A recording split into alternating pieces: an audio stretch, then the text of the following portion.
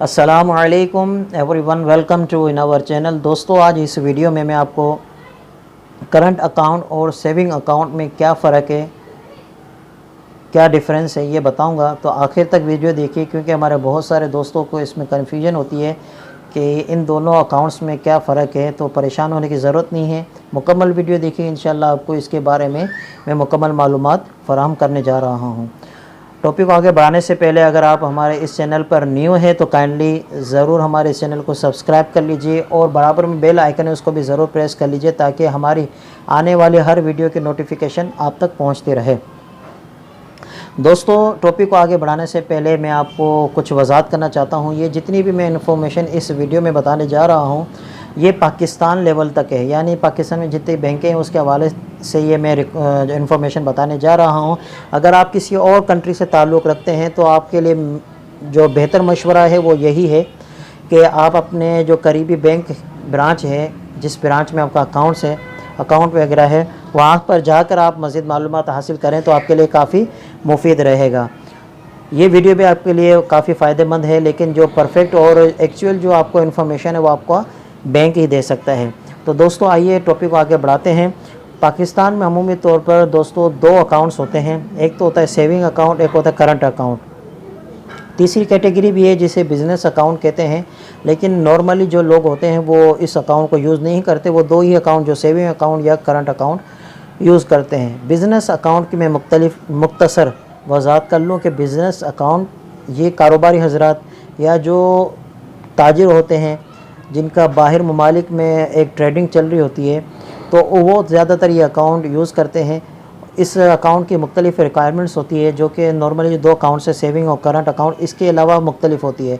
यानी इसमें कुछ जो शिकें हैं, जो इसकी मुख्तलिफ़ रिक्वायरमेंट्स है, उसमें ये भी है कि आपके बैंक में इतनी मतलब पेमेंट होनी चाहिए, गालिबन 30,000 से 28,000 के करीब पेमेंट होनी चाहिए, वरना अगर इससे कम हुई तो आपके बैलेंस जो है ना वो आहिस्ता आहिस्ता माइनस होता रहेगा। ठीक है, बिज़नेस अकाउंट में। और इसके अलावा मुख्तलिफ इसकी डॉक्यूमेंट्री में भी काफ़ी फ़र्क है।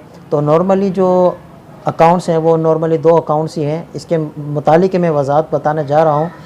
सबसे पहला अकाउंट जो बताने जा रहा हूँ वो है सेविंग अकाउंट। सेविंग अकाउंट वो अकाउंट होता है, सपोज़ करें कि आपने बैंक में अपना कोई भी बैंक में अकाउंट ओपन किया, आपने उस टाइम पे 30,000 डाले, तो कुछ टाइम बाद यानी 1 महीना बाद इसके एक टाइम टेबल होता है, उसके मुताबिक जब आप पैसे आप चेक करेंगे, अपनी अमाउंट चेक करेंगे, तो आपके अकाउंट में वो 30,000 से वो 33,000, 32,000 या 34,000 लिमिट के हिसाब से बढ़ जाएंगे। तो सेविंग अकाउंट आपको वाज़े हो गया होगा किसे कहते हैं। सेविंग अकाउंट वही अकाउंट होता है जिसमें सूद होता है। जी हाँ, सूद होता है। तो एज़ अ मुस्लिम ये अकाउंट यूज़ करना जायज़ नहीं है। इस्लामिक पॉइंट ऑफ व्यू के हवाले से ये यूज़ करना जायज़ नहीं है सेविंग अकाउंट, क्योंकि इसमें सूद मिलता है और सूद ये इस्लाम में जायज़ नहीं है। तो नॉर्मली जो लोग होते हैं वो करंट अकाउंट ही यूज़ करते हैं।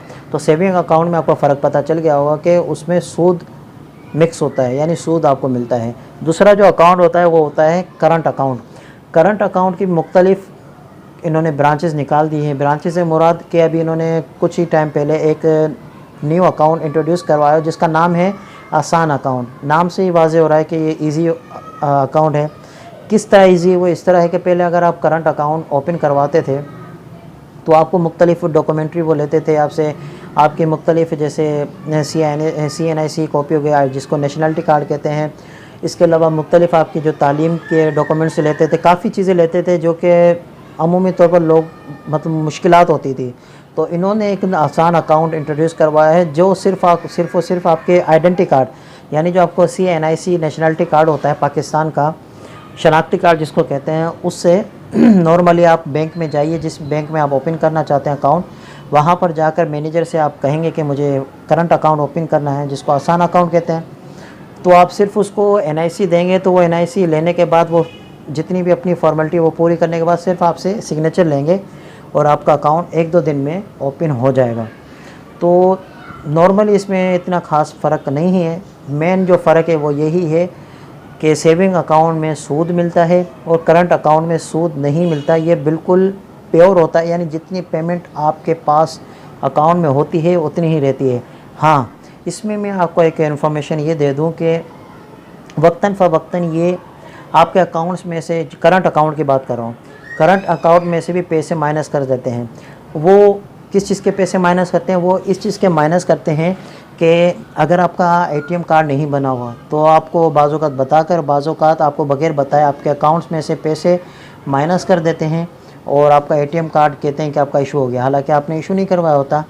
दूसरा, इनकी जैसे जुलाई में फाइनेंशियल ईयर क्लियर होता है, यानी पूरा होता है, तो इस हवाले से बाज़ औक़ात ये बग़ैर बताए भी आपकी ज़कात निकाल देते हैं और बाज़ों को बताते भी हैं, बाज़ औक़ात नहीं भी बताते। तो जब आप अपना ये अकाउंट ओपन करवाएं तो वहाँ पर क्लियरली आप बता दीजिए, क्लियरली बता दीजिए कि भाई मेरी ज़कात वगैरह कुछ भी आपको नहीं काटनी।